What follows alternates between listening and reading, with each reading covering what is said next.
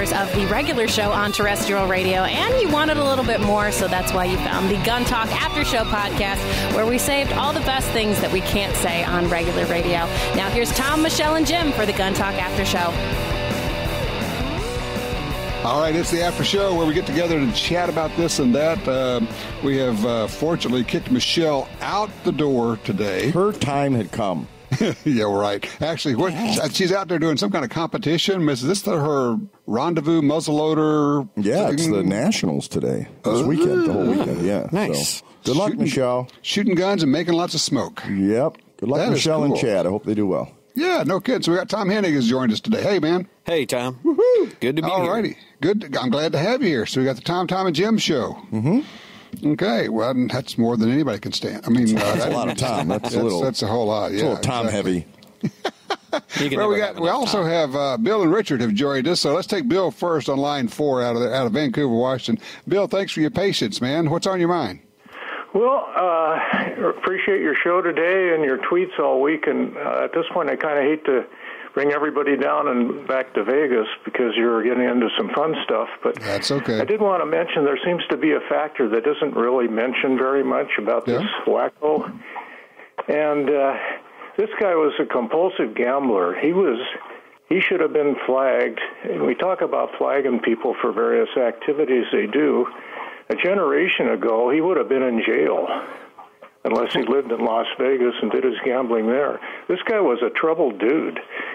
23 hours a day on video poker, all in the casinos all day, sick person. Well, and we're going to know a whole lot more. I'm guessing sometime this week we're going to get like another dump of information about him with the whole deal. Because you got to know they have FBI agents poring over every tiny little bit of his life, don't you think? Oh, I'm sure of it. But what we accept as normal behavior now, where a generation ago somebody like him would have been shunned. You wouldn't let him near your daughter or your girlfriend or your sister. But now it's tolerated and allowed. And we talk about all these laws against bump stocks and guns and so forth. Well, how about maybe we look at how gambling is allowed to flourish in this country? Way too much money there for anybody to want to take a look at that. Well, yeah, I understand it's not practical, but I'm just pointing out that this was obviously a factor in this guy's life. And I think you're right. Yeah, as were drugs. As were drugs, and we don't know to what extent any of that is. And the problem is, if he was he was prescribed these drugs. Most people who are prescribed these drugs do not go whack out like this. Some do. We know that it can be an issue, but how are you going to ever know that that's what caused it? Like I said earlier, we may be left with the uncomfortable fact that we're not going to know. We're not going to be able to say, well, gee, that was the thing, and now we can put a blame on it. We may end up just saying, we really don't know what caused this guy to do this. And that would be horrible, but that's the reality of it. Certainly likely. Yeah. Bill, thank you so much. Shot a .2-inch group this week up at the range. With what? Wow. With my Ruger Gunsight scout rifle. Wait a minute. Now, did you fire more than one shot? All pretty much in one hole. It's hard to tell how many actually hit the hole. Some may actually have gone so far awry they weren't even on the target. And this was a 308? 308, yeah. It's been a phenomenal rifle for me. I just love it. I assume that you saved that group. I did. I took a picture of it, and I got her filed away. Attaboy. There you go. I love it. Well, good shooting, and look, I appreciate the call. Richard's with us out of Abilene, Texas. Say, Richard, you've got a thought on this whole shooting out in Vegas. What are you thinking here? Well, in the last couple of segments you had on your show today, you mentioned the mindset of people like Dianne Feinstein or Chuck Schumer regarding gun control, and it made me think of a book I read in the last handful of years entitled "How Evil Works" by David Kupelian with a K, Kupelin. Uh-huh. And when I read the book, this couple of pages impressed me so much that I photocopied it just to keep it handy, and then gave the book back to the person that had loaned it to me. Mm-hmm. It talks about. Let me read a sentence or two. I know Sure. you don't like to read, That's but it right. says, Go ahead. It says, Projecting our own inner darkness onto others is such a successful technique to avoid facing ourselves. We've even figured out how to turn inanimate objects into scapegoats. For instance, by attaching the hatred and violence within us to a lifeless piece of metal. I'm talking here about the fact that large numbers of us, quote, hate, unquote, quote, are afraid of, unquote, or, quote, are uncomfortable around firearms, unquote. Wow, Doesn't that seem odd? Doesn't that seem odd? Guns are without a question indispensable for the restraining of evil intentions of criminals and tyrants. Indeed, exhaustive research proves more guns in the hands of law-abiding citizens results in less crime. Yet millions of us nevertheless consider guns almost inherently evil, and well-funded organizations are dedicated to banning them. But the evil is not in the gun, it's in us. When they make us feel uncomfortable, we conveniently blame the guns. Do we dare examining the disturbing truth behind this common phenomenon? Well, you know, what I'm picking out of this is that it's fascinating that what he is saying, it's what I have been saying for years, is this whole hating guns or hating gun owners is a projection of people who know that they are unstable and they would be unsafe and they might even be dangerous if they had guns. So therefore, they project that out on us and on the firearms themselves. That's exactly what this book is saying. Well, in these two, he covers this in about a couple of pages, and in these 2 pages, he mentions that projection as it results to. Let me see if I can find it here. Have you ever stood close to the edge of a cliff or out on the balcony of a tall building? Did you notice some, quote, force, unquote, almost seemed to want to pull you over the edge? Most of us have experienced something like this: a momentary loss of balance and unexplained fear, some mysterious pull toward the edge. We have a moment of disorientation and fear, then we pull back to safety. I'll tell you what. Let me do this. I'm rather than have us read it. I just looked. It's on Amazon. I just clicked on it to buy it. I've got to get this book. It's by David Capellian. The title of it is How Evil Works. It's available in paperback for $12.66. Available for Prime, or you can get a Kindle version for $9.99. I did not know about this author, did not know about this book, but Richard, thank you for turning me on to this. This is cool. I am going to buy this book and read it because this sounds like there's some really good information. It's one of those I can tell it's made an impression on you. Richard, thank you so much for your call. We're going to keep moving here because we got a lot of things to cover. Hey guys, we got a lot of stuff to talk about. Let's do this. Let's take a quick break, and when we come back, Jim is going to tell us about going to this concert that he thought was one thing, and then turned out to be a Bash Trump Fest. We'll be right back.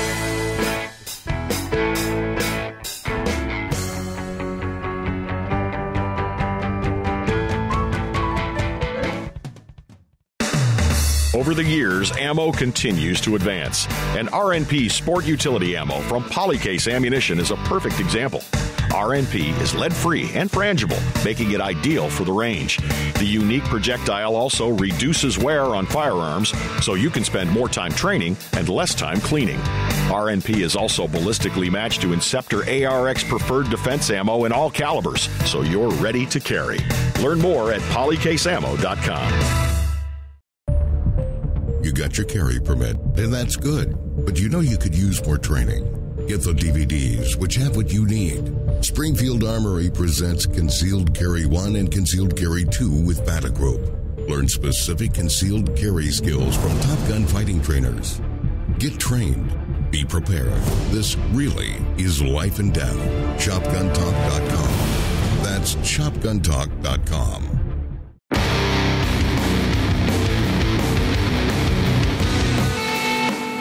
All right, we're back with the after show. We got Jim Kinsey over there, Tom Henning over there. Jim, you were telling me during one of the breaks that you went to this concert that kind of just went sideways on you. What's the story? Yeah, I guess every year in Ann Arbor, a group called Veterans for Peace puts on a concert on John Lennon's birthday. Mm-hmm. And it's to, try to bring out the peaceful side of people, et cetera. And I figured, sure, there might be a little bit of politics in here, but it's mostly a celebration of the guy's life. And it's a veterans thing, so right. Yeah, and okay. I'm, my support of the Legion and the VFW and stuff. I figured, what the heck, $15 ticket for what I thought was about a $3 show, but was it was going to good cause, so you roll with it. Right. Well, the MC comes out, and first thing out of his mouth is, he won't say Trump, he just says the president, our leader, in air quotes and stuff. And he just says slam. I'm like, okay, well, at least they got that out of the way, and I can see the concert. No, every act except maybe two. There's 20 acts that you get up and do a song or two and leave. Every act except possibly one or two was slamming on the president. One girl even sang a song and changed the words about it to be about him. Oh boy! And that's one thing. Okay. But it was then the MC would come up again and, hey, thanks for act number 1. Now let me bash the president a little while and we'll go back to act number 2. Wow! Yeah, and it literally between every act he had comments to say, and at the end of the show when he said goodbye to everybody and thanked everyone, he slipped a few more jabs in. It was anti-gun like crazy, reminding people that gun violence is what killed John Lennon, blah blah blah, and I thought it was a mental illness. Yeah, well, I was going to leave at the intermission because I was pissed, to be honest with you. I was offended more than I was pissed. Sure. So I said, no, they got to ease up at some point, and I'm here for a different reason. I can ignore this stuff. Well, as he went on in the second half, the cool part was there were several people starting ooh and booing him and stuff, and so that was kind of cool to see people. Not just tolerate. People are basically saying, okay, enough. We came for the music, and the vets, not for the political indoctrination. Right. And it was basically honestly, what it felt like was a political rally under the guise of a concert. Well, it was. Right. I think you just nailed it. Yeah, that's exactly what it was. It was real frustrating. Whew. Yeah, no kidding. I'm sure they have a Facebook page. Yeah, I had no interest in looking at all. I would go there and post something about it and say, just so you know, I'm a professional musician and I help veterans. I volunteer and do all that. But I did not expect a political rally. Had I known, I wouldn't have gone. And trust me, I won't be there again. I would throw that out and just see what else. There will be others who feel the same way you do. Guarantee. Oh yeah, I bet. On the upside, the musicians sucked. There was maybe 45 musicians throughout the night, and 2 or 3 were really good. But I figure Ann Arbor is a mecca of talent. I figured they'd have the best play. And I think, honestly, what they did is they recruited people that would pitch their narrative and their agenda and cover a Lennon song in the meantime. Sure, they just got people to come in who would buy into that groupthink. Right. And it sure wasn't a lot of talent. Like I said, there were a couple of people that were real good. But overall, it was, they were duffing like crazy. I'm going, wow, this is like open mic night. Is what it felt like it did. All it needed was a karaoke machine. You'd be there. Yeah, so it's just like, man, that's not why I went there. Ugh. That's a shame. And, what also is a shame is that they just feel... Of course, now, we have to admit, Ann Arbor is kind of Berkeley in the Midwest, isn't it? Right, well, granted, but I guess here's my take. They felt comfortable. They thought, well, this will be okay because everybody I know feels this way. Right. And I guess my question is, if they're really trying to raise awareness and money for their cause, which I'm assuming that's why they did it, everything's based on that, they didn't get any more money because they slammed guns and slammed Trump. Those people that don't like Trump and don't like guns were going to be there anyway, and they're going to pay. All they did really is alienate people that are patriots and pro-gun folks. So they harm themselves. It's and people who might have made a contribution or a donation who now are turned off, and they're not going to participate, and they're not going to support the cause. Right. So it actually hurt them. It didn't help them at all. And it didn't shore up anything because those people are all in the same camp anyway. They're not going anywhere. They're just preaching to the choir and making themselves feel good of who can be the biggest Trump basher, which is kind of a sport thing now, is how nasty can I get talking about our commander-in-chief? Right. So be part of the problem, not the solution. I love it. Well, like I say, but they surround themselves with that. But to spin this back to the whole Las Vegas deal, it's been an interesting week. I have talked to a number of people who said, one woman said she had somebody that she knows, and on Facebook, he just said, look, here's the deal. Anybody who doesn't agree with me about us needing more gun control, you can just unfriend me now because we have nothing to talk about. And it's been that kind of back and forth. I was going to say dialogue, but that's not really a dialogue. That's a shutting off of dialogue, isn't it? Absolutely. And I see people that do that on Facebook as well, but I will not unfriend them. No, heck, I'm not going to do that. I don't unfriend because I want to stick around and annoy them. And you get to see what they're doing, and you get to gather more data. And it is useful. I know people say, well, I'm just not going to watch that. I'm not going to listen to that.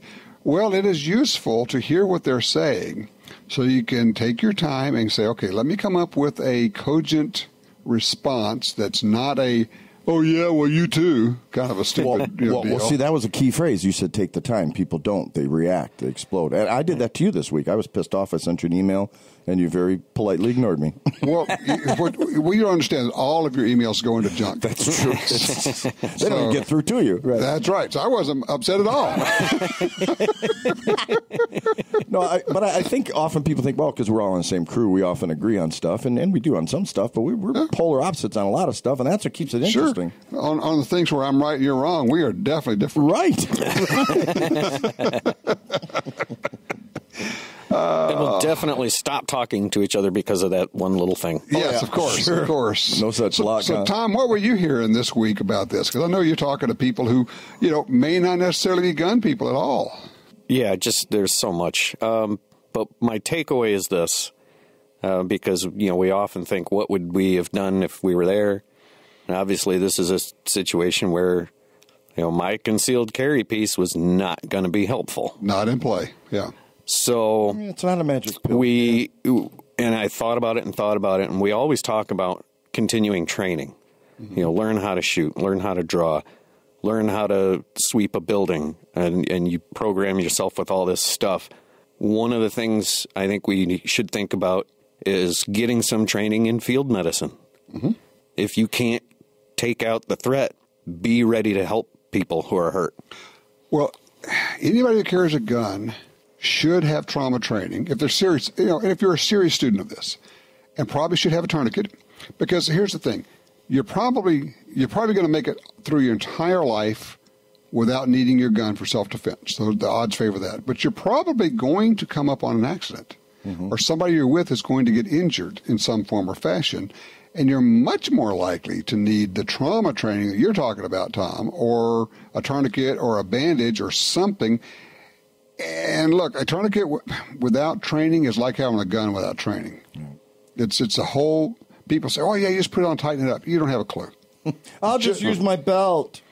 Yeah, I was explaining that to my wife this morning. So the belt doesn't work, and if it were to work, and I was trying to explain to her how you would do it. I mean, you need to have it loose, put something in there like a wrench or something, and turn it around and around. And when the person starts screaming how much it hurts, you're just about getting to where it needs to be. Right. Yeah, a couple more turns are good. You're going, what? You go, seriously, I mean, you just don't know. Once again, you don't know what you don't know. But Tom, I think you're right on the money. I mean, I'm turning around here. I could put my hand literally on my tourniquet, one of the tourniquets. I keep 2 tourniquet kits with bandages and all in my car, and I often carry one. I should carry it all the time, but I don't carry it all the time. But I often carry that. If they just banned all accidents, you wouldn't need those. This is going to sound really weird and it's totally paranoid. I could see them banning you carrying tourniquets. Right now, in the state of Louisiana, where I live, it is against the law to wear body armor within 1,000 feet of a school. What? Exactly. What? A completely defensive item that's designed to do nothing but protect you. Mm-hmm. If you put on a vest and you go within 1,000 feet of a school, that is against the law. And if they can do that, they can say, well, if you have a tourniquet, it must mean that you planned to get into a gunfight. I mean, that's kind of the people say, well, that's just paranoid. You guys are crazy. Well, we're only thinking of those things because we are used to seeing those things. It's called history. Yeah, I'm not making this stuff up. When they say, well, first of all, 30 rounds is too much. We're going to make it 20 rounds. Then we're going to make it 10 rounds. Then New York State says 7 rounds. And then whether it's, only 1 gun a month. Well, how many guns should we be able to have? I don't know, but you have too many. Well, how many is too many? I don't know, but that's too many. You're going, what? And I've never done anything wrong with my guns. I've never hurt anybody with my guns. But somehow I have too many guns. Or I have too much ammo. Or you don't. I always love this one. Why does anyone need fill in the blank, right? We've all heard it. Why does anybody need a gun like that? Why does anybody need a gun that holds 30 rounds of ammunition? Why does anybody need an AR-15? Why does anybody need a Lamborghini? Why do you need a car that will go over the speed limit? My response to that is it's not about need. Yeah, it's called the Bill of Rights, not the Bill of Needs. But yeah, why do you need a car that will go faster than the speed limit? I mean, 75 is as fast as you can legally go in the United States, anywhere that I'm aware of. You know there's going to be somebody wanting to put governors on all cars now after hearing this. They've already, they've talked about doing that, of course. Yeah, it's funny when I hear the news reports saying, oh, he had this many rounds of ammunition in his house. I think to myself, that's not enough. Yeah. He should have had more. He was about halfway there. And people say, well, that's just silly. But, he had thousands of rounds of ammo. I'm going, well, if 4 of my buddies and we all go out and we're shooting ARs and 1022s and other things, 1,000 rounds can get eaten up really fast if you're out at the range all day long. No doubt. And people who don't shoot don't understand that, and they think, oh, my goodness. Yeah. Why? But you take them out to the range and let them start shooting your semi-auto. They go, well, you got more ammo? Oh, I'm sorry. We were limited to 20 rounds today. Oh, yeah. Oh, well, but I'm having fun. Yes. But. Welcome. Yes. Yeah. Welcome to our world. We joke about it. We laugh because we know it's silly on the one hand, but it's also dangerous on the other hand because they don't know, and yet they think they have a full grasp of the issue and therefore want to make public policy based on either incomplete or completely wrong information. Right. And that's how we get these stupid gun laws. Let's stew on that for a moment. Stewing. Let's stew. We'll stew as we take a break and come back, and then we can. Is there a re-stew? No, there's post-stew. The after stew. After stew. There's no way to make anything of this. This is just stupid. Yeah. But we'll be back in a minute.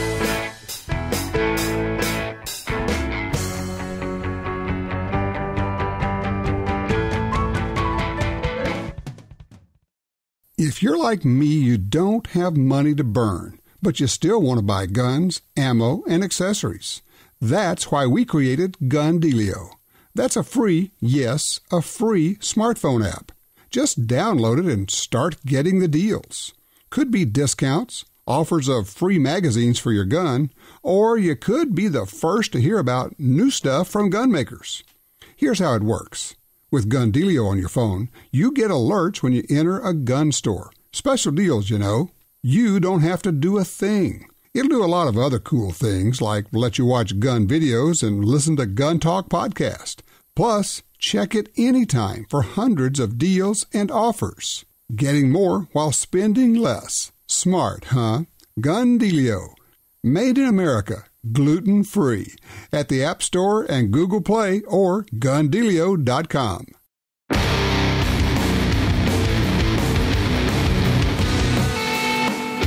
All right, we're back talking with Tom and Jim.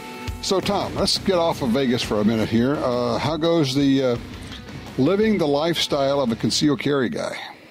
Well, it just keeps going on, I guess. Just keep doing it. Keep doing it. Yeah. Have you gotten to the point where it feels weird if you're not carrying? Yes. All right. Yeah, it does, doesn't it? It was, yeah. Have you got to the point where you forget you have it on? You're so well, yeah. I did once. I was getting out of my vehicle and walking into a building where I shouldn't have it. Good thing you didn't. I did have it, and I'm like, I got to turn around and go back to the car and take this thing off. Yeah. Well, you got a comfortable holster. You got a good rig. You got a nice small 1911. Comfortable to carry. And the more you carry, the more you figure out how to carry in a way. You're shifting it around. You go, okay, well, it's a little bit more comfortable back there. I'll move it around. But it is interesting when you get to the point where you think, at first it was uncomfortable to carry it, and now it's uncomfortable to not carry it. Mm-hmm. Yeah, it's getting to that point. That's a transition, man. That's a total lifestyle transition for you. Yeah. At one point, I think I was almost out the door without it, and I almost freaked out because I almost forgot my gun. Yeah. Well, didn't you love the call from the guy who got his first 1911? That was great. Yes. He says, now I know what you guys have been talking about. Yes. Now, see, that applies to the anti-gun folks, too. And I'd like to stress to folks that are listening, both of them, take an anti-gun person shooting. Because they don't know anything about it. They're talking from ignorance, and they're talking from their Facebook buddies that have spewed stuff they don't know. So now they're all authorities on it. Ask them. I love doing them. Oh, I hate guns. I'm like, yeah? When's the last time you shot? Well, I haven't. And it opens the conversation.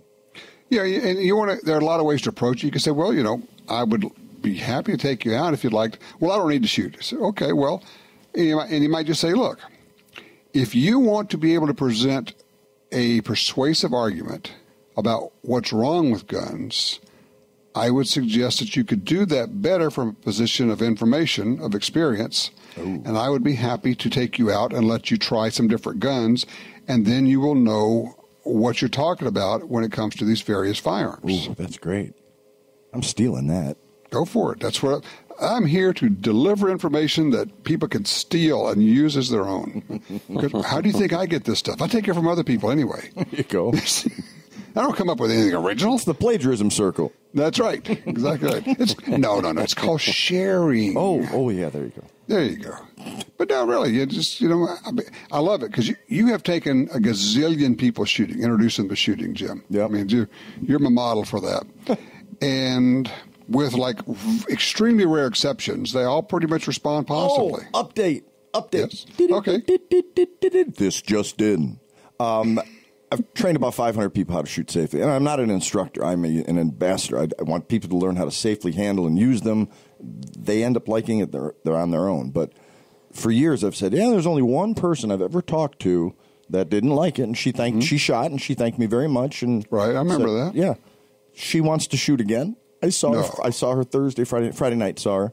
And she says, blah, blah, blah. We start talking about guns and stuff. She goes, I said I didn't like it, but I was just scared. And even though we started at 22, it just, it scared her.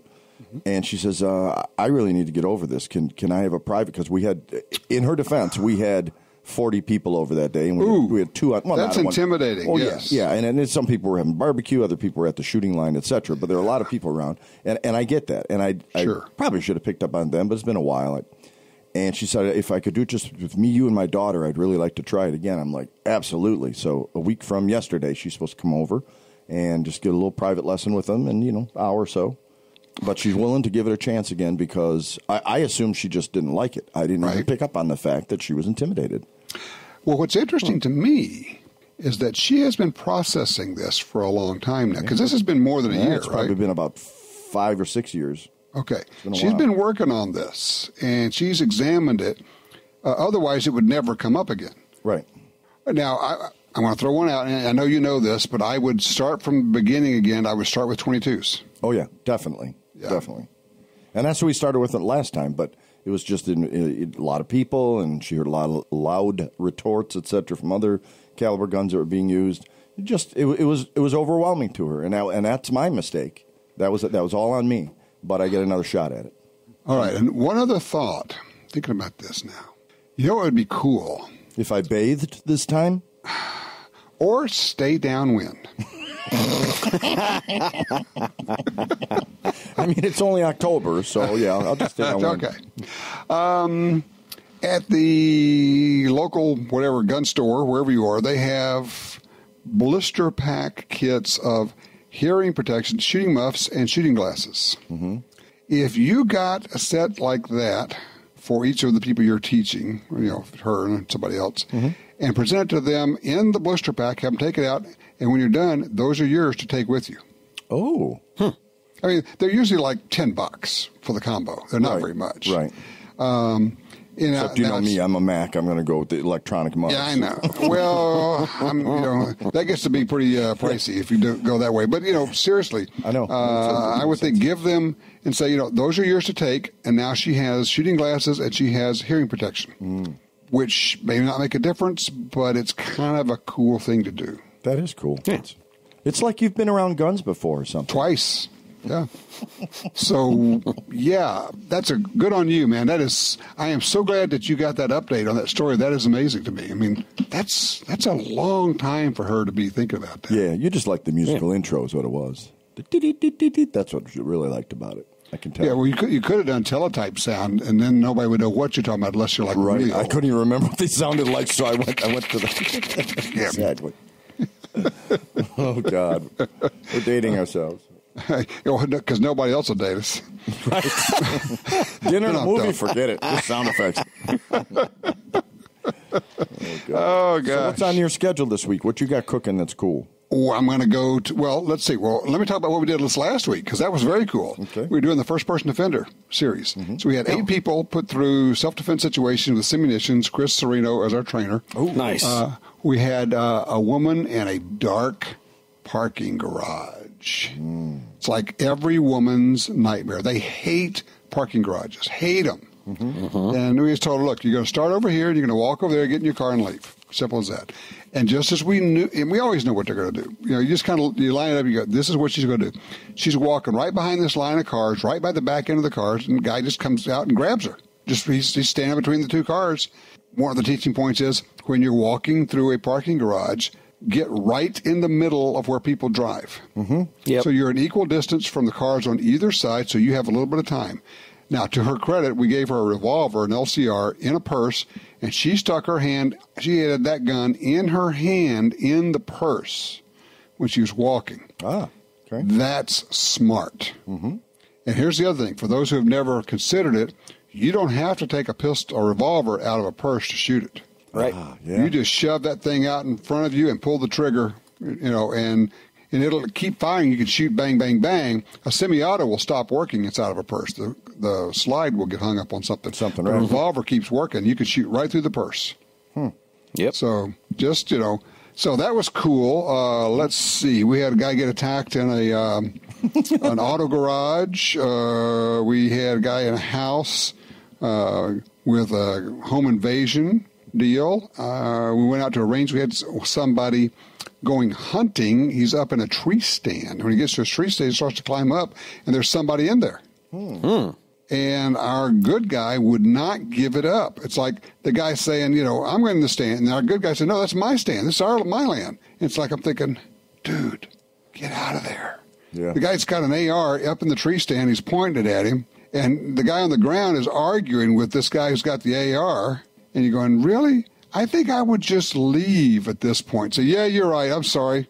My mistake. You know, you're staying. Okay, go have a good hunt. And I'd be gone. But, man, I tell you, some people get their ego caught up in this stuff, and it is just amazing. And they grow this, like, Superman ego thing going. I'll keep that in mind when I go hunting next month. Yeah, you know, I mean, if somebody says, well, this is my area, that's fine, dude. I'm sorry. Look, I wish you luck with it. I'll head this other area. It's just not worth it. Well, you know, I'm not going to let him get over on me. Really? The guy's carrying a gun, and he's already showing pattern of being a little bit out there. Let it go, man. Yeah, I laughed when you started this segment because of the comment, just the way you said it. If somebody would have tuned into this podcast at just that part, they would have said, yeah, it was great. This guy got attacked? It's like kind of a run-on sentence. Like, Well, yeah. that's, you know, when we're setting these up, we're trying to make it real and not trick people, but it is really fun to sit there and watch what happens. And they just have helmet fire. Their whole brain just goes completely fogged out, and they're not processing information. Although we did have 2 guys who had enough training that they were able to handle it. And I will tell you, one of the guys was John Patusak from Excess Sights. Okay. I've known John for many years, and John will freely admit that he is like this hyperactive, super, you know, he's like here and there. He's like a butterfly. He's just going all over the place. I'm thinking, man, I don't know that John's going to be able to handle this. We're just going to throw this stuff at him. In 5 years of doing FPD, he did the best of anybody I've ever seen. Wow. He waited to the right moment. Then he moved quickly. He did what he needed to do. He shot. And, of course, then we find out he's been out training with James Yeager, doing all sorts of force-on-force and all sorts of talking. And as a result, and here's my point on this, is when I said people get helmet fire and they can't process the information, the phrase that I heard from Greg Lappin, I've heard other people use it, they call it stress inoculation. So that you keep doing it over and over, you get to the point where you can just operate through the middle of it as though it's not chaos. That's something similar that prize fighters go through. Yeah? Yeah. And it's not really a process. I mean, it is a process. It's not a training thing. just by fighting. Martial arts guys, too. First couple fights you have, you're a little reluctant because human nature is you don't want to fight. Yeah. And after you've done it for a while, it becomes more secondary, and you're more, as odd as it sounds, you're more comfortable with the violence, and your heart rate's lower, and you're not locked up, you're not tensed. You're been there, done that thing. Yeah. So I can see that. And he did. I mean, he was calm, played the situation, the way you would, and did not pull a gun out until, because there were like a lot of times as this thing is going on where other people would have gone to gun real fast. And he's just, no, I'm not going to do that. This guy's just, he's acting a little weird, but it's, but only when it really, really got to that point, it was very interesting. It's, so that will make, people will really enjoy those segments when we get those FPD segments out. So when is this going to be available? About, I'm hoping 6 weeks we'll have all these edited. Okay. We've got 8 shows. And let me tell you, this is a very intense show. We run as many as 8 cameras at one time. Wow. While we're doing all this. We've got GoPros on helmets and up security cameras and extra cameras. And so you can imagine what a job editing these shows is. I just envisioned an 8-line video thing going, no way. Yeah, it's very involved, but it's also very cool. The lady at night in the parking garage, I'm thinking, okay, we got a GoPro mounted, look into her face, but there's no light in there. So we went to a party store and got those little bitty chemical light sticks, popped a couple of those and taped them up inside of her helmet, so there's got this weird glow coming down on her face. So it's like something out of Alien or something. Necessity is the mother of invention, buddy. That's it. You do what you got to do. And the rest of them we just used when we went to the local rave parties. It was fine. So now with Sereno involved, do you guys get into any of the physical stuff prior to gun? Generally, we don't, and only because the protective gear we have so bulky is not set up to take hits. It's to stop simunition rounds. Right. I guess I meant more like distancing from your attack. Oh yeah, certainly, yeah. But I thought you meant like throwing punches. No. I mean just blocking maybe, but I was thinking more about certainly, and also grabbing an innocent bystander and using them as a shield is always a good technique. No, for those who are going, I'm going to send him a note about that. No, I'm kidding. Come on. You have to ask them who they voted for first, don't you? Oh. But yeah, it's basically distance is your friend. Here's the other thing. You're going to love this. Time and time again, and if you look back through past first-person offender shows to see it, they did it this time too, some of them, is we have the whole scenario, they get attacked, they defend themselves, they shoot, the bad guy goes down. That's when they really don't know what to do.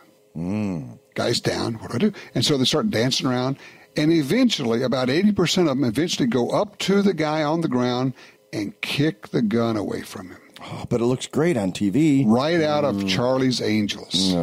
You're just going, really? Okay, this guy was trying to hurt you or kill you, and you have in your hand a force projection device that allows you to not get close. And now you're going to give that up by walking up to this person who, for all you know, is faking, for all you know, is an MMA guy, and the minute you get close, he's going to take you down, and it is over. Stay away. Back up, get some cover, get your phone out, call 911, tell them what happened, describe what you're wearing and what's going on, and tell them to send the cavalry, and stay back. I'm sorry. Well, I know. It's because you don't know what to do. And if you think about it, then you'll know what to do. But most people have never thought about what would I do after the attack, after I've defended myself. In a situation like that, you don't necessarily need to reholster, right? Because we trained to reholster. But in a situation like that, if he's near his gun and you don't know he's down for the count, why would my gun is not going into the holster until the police arrive. When I hear the sirens, I will put it back. If it's 20 minutes, I'm going to stand there with my gun on this guy. Okay, my thoughts exactly. I mean, just no. It's just no. Why would you put it back? He may have a friend who pops out 5 minutes later. I mean, you're fully committed at this point. It's not like, gee, I'm going to pretend I'm not shooting somebody. That's kind of done at this deal, We're in, guys. You can't get those bullets back. Yeah, it's a done deal. Now, you also do not want to be holding it when the police arrive. Sure. You want to have it either on the ground or in your holster with your hands in the air. It's like, and Do everything they say. If they say get on the ground, get on the ground. If they say get on your knees, you get on your knees. If they say turn around and walk backwards to me, you do. I mean, and don't argue and don't try to explain. Keep your freaking mouth shut and do what they tell you, because they are ready to shoot somebody because somebody just got shot and they got to sort it out. Oh, and they are going to put handcuffs on you. Don't freak out. Well, sure. They're going to put handcuffs on you until they figure the whole deal out and figure out who's who. Done deal. That's going to happen. Yeah, you got to think of it from their perspective. You do the exact same damn thing. Sure, they show up. Absolutely. You know, there's been a shooting. Here's a guy with a gun. You don't want. That's why you don't want to be holding it, because if you're holding it, you're going to get shot. That's just going to happen. You're going to get shot. Oh, damn! I just went to GoDaddy and complyordie.com is taken. It's for sale for $9,888. But that's right. That's not worth $2,000 to me. Oh well. But the T-shirts would be great. So, for those who don't know, First Person Defender Show is available on our YouTube channel. Just go to our Gun Talk Media, look for Gun Talk on YouTube, and you can see all these past ones. And honestly, I know it doesn't sound like it, but watching these really is a form of training, because when you're training your brain, you're training. You're not shooting, but you're training. Okay, well, I saw what he did there, and now I've listened to the critique. Okay, now I get it. It would have been better to move around behind the car and get some cover than to stand out there and be a bullet catcher. You know, and you go, okay, and you do this over and over. That is a form of training, too. Oh, yeah, by the way, they're all free. I was going to say, you can't beat the price. Right. Yeah, it really is good stuff. We spend an incredible amount of time and effort and money putting these together, and I think they're really good. I'm very proud of them. We got good trainers, and there's just a ton of information there that's available to anybody. Well, cool. Okay, well, cool with that. So, Tom, there's your homework assignment now. First Person Defender.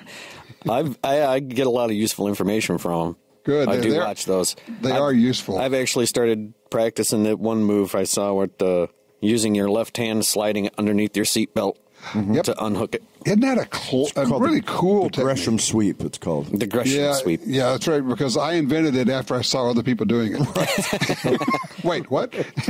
You discovered it, you get to name it, right? I don't think it works quite that well. Some people actually do that, but not me. All right, gents. Well, I will be heading up to Idaho next week. I'll be doing the show and next Sunday from there, and then right after that, I'm up in the woods doing a deer hunt. So why don't you bring the gear with you on the deer hunt? Kill two birds with one stone. Well, that's that whole no electricity thing. Stuff's not battery operated? Come on, Tom. It is. I could hear you whispering. You think the internet gets into the wilderness area? That's going to be our issue. I just want to hear the audience saying, "Welcome back to Gun Talk." That's right. I could do it over the cell phone, but thank God there was no cell phone service there either. Peace There's and no quiet. electricity. There's no cell phone service. There's no Wi-Fi. There's no internet. Well, I didn't say it'd be an interesting show. I just said you should. It'll be very, very quiet. To quote Elmer Fudd. Yes. Well, travel safely, my friend. Will do. We'll be here next Sunday, and everybody else, be careful out there. There really are some bad guys, as we know only too well. All right. Thanks, guys. Thanks, Tom. See you. Well, that wraps up another Gun Talk after show. But if you want even more gun-related stuff, don't forget to check out Gun Dealio. It's the app for Apple and Android phones that connects you to all the Gun Talk shows, plus even more. And we'll catch you next time for the Gun Talk after show.